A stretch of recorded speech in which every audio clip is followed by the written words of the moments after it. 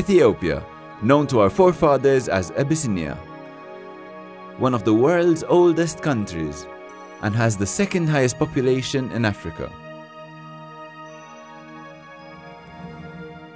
Coptic Christianity is still the most influential religion.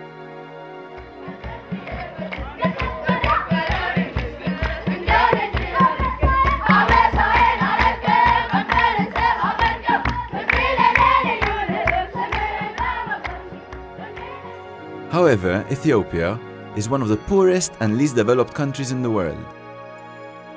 It has a population estimated to surpass 76 million. It is described as a land of contrasts. A lush, green agricultural haven during the rainy season, yet mostly a dry, lifeless desert from October to June. Ethiopia is 4 times the size of Italy, offering a total of 1,194,000 square kilometers of breathtaking, astonishingly picturesque terrain.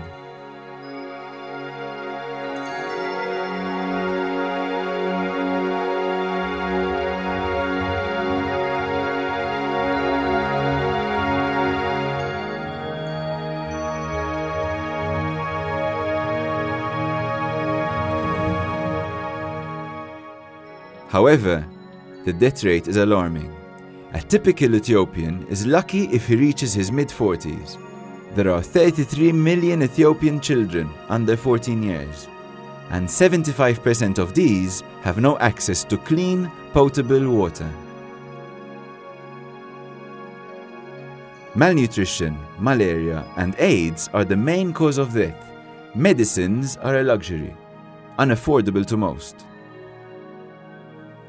60% of the population is still illiterate. Ethiopia is a land full of natural resources.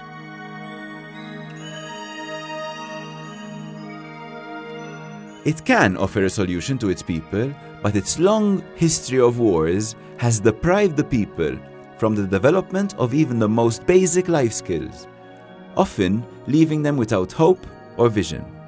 At one stage or other in our lives, many might consider an adventure visit to Africa or even a missionary experience.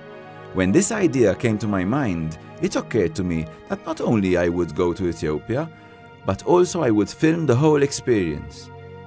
It took me very little to convince an old colleague of mine to film and help me produce this program.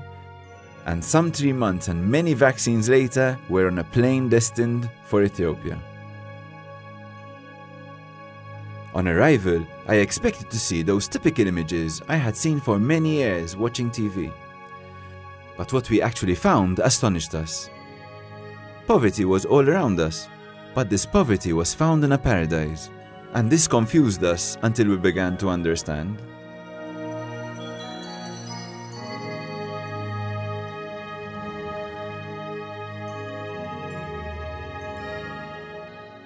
We had to spend most of our time on the road, traveling long distances before we could get a clear picture of the country, and this was extremely uncomfortable.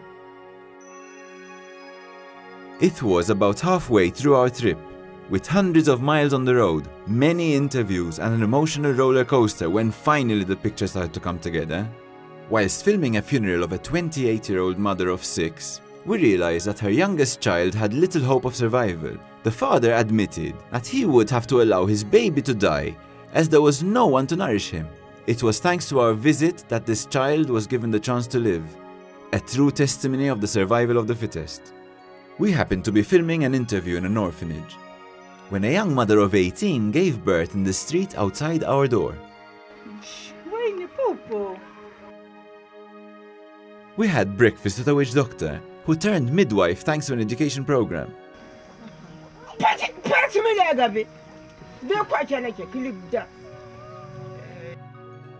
We visited families whose habitation, huts called tukuls, are in such a bad state that they have to cover themselves with a plastic sheet when it rains, which happens constantly during the rainy season. We also tried to interview relatives of refugees, some of which have brothers and sisters in Malta, hoping to understand why people take such risks to leave Africa. We filmed successful projects and communities that have been helped with basic needs and are now flourishing. They can now hope that tomorrow will be better than today. We met youths who up to till a few years ago were sleeping in the streets or in slums, but now are studying and have a promising future. Tigis 4 snin ilu biss. Tigis, till 4 years ago, lived in Koshakosh, then still a slum, enduring all the hardships these children go through, such as forced labor, lack of food, and appalling conditions. Today, thanks to Living Waters, she is receiving a good education and lives in a simple but decent home and is already helping out with the younger children. Bażikament mhux qed nitkellmu affarijiet kbar, qed nitkellmu biss naqra mħabba u naqra attenzjoni. These radical changes happen through the generosity of these missionaries, who manage to help not only financially, but also with education. Besides endless poverty and breathtaking scenery, Ethiopia has a lot to offer.